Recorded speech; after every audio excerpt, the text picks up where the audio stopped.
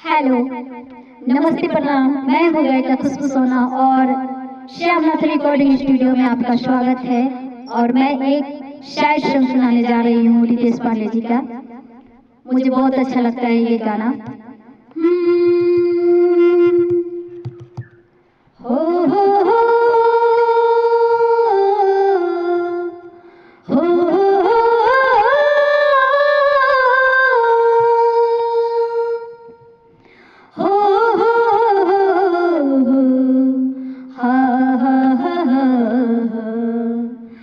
कि कबहू न साथ छोड़ब सब इहे कहेला,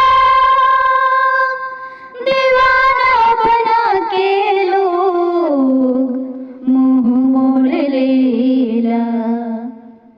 रात भर जागल रही आवे ना ओंघाई, रात भर जागल रही आवे ना ओंघाई।